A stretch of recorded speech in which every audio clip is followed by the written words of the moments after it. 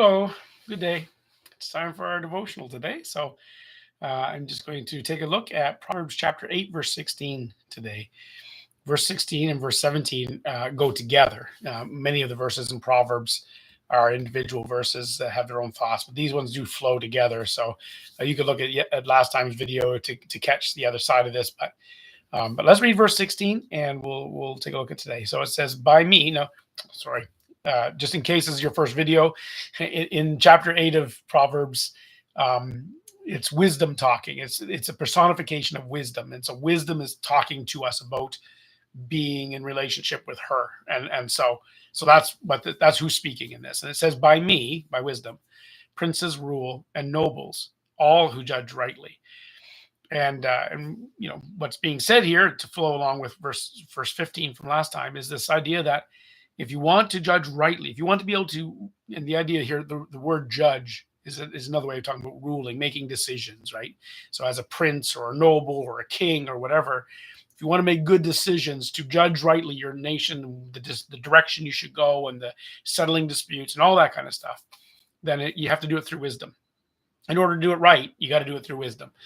And so that's the message here. Very, very clear and simple.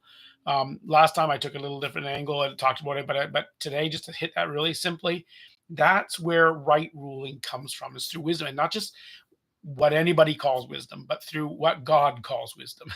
So as the book of Proverbs says, the beginning of wisdom is the fear of God, the fear of the Lord.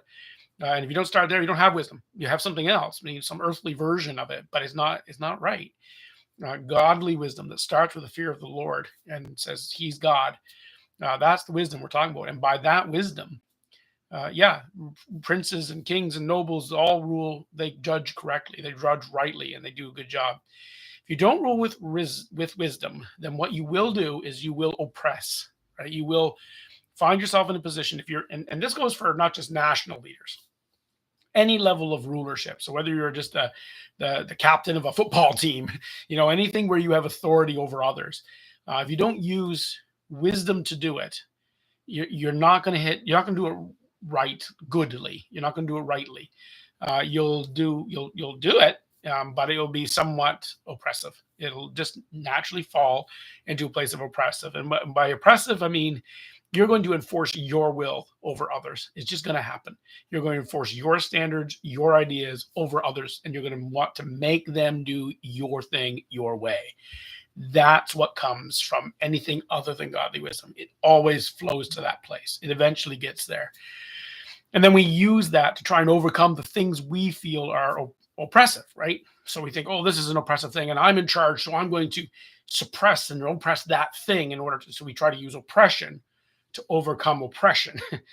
And that just simply doesn't work. It doesn't work unless you go through God's wisdom to find out what is the higher standard than me, what is the right thing according to God. Then you'll come to a place where freedom can truly be found.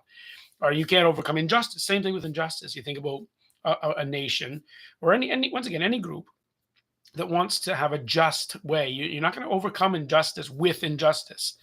But when we don't use God's wisdom, that's where it flows. Eventually what happens is we will do unjust things in the true justice of what God sees as right and wrong.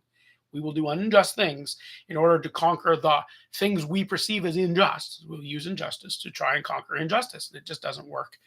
Rather, we need to have God's wisdom, God's standard, and then we will do it rightly, right? You can't, another way, the New Testament, the scriptures, says, don't overcome evil. Don't try to overcome evil with evil. You can't do it. Rather, overcome with good. And if we choose good, then we're choosing godly wisdom. That's what goodness is. And if we don't, then what we're going to rule by is our own sense of good, self-righteousness, which is ultimately evil. And we try to overcome evil with evil, and it's not going to work. It just isn't going to work. This is why so many organizations, nations fail, is because when the leaders decide to set aside the wisdom of God, call it whatever wisdom they want, it's the wisdom of men, it's folly. And you can't overcome folly with folly. It doesn't work. Folly creates social warfare, and it creates corruption, and it creates evil. And so the proverb is telling us, if you want to do it right, if you find yourself in any kind of authority and you want to do it right and good, then you need to be in relationship with wisdom. You need to know wisdom. You need to know God's wisdom. Wisdom sets a standard that is higher than you. It's based on God's standard. And so then when you know that standard, you're able to move people and the people that you have authority over into that place. And it creates freedom rather than oppression. It creates justice rather than injustice. It creates good rather than evil. And that's a good thing. And I really wish the leaders of our world would learn that lesson. Anyway, that's the devotional for today. Once again, a little bit short one today, but that's just the way it is these last few days. God willing, we'll be into verse 17 tomorrow. And in the meantime, God bless you. Have a great day.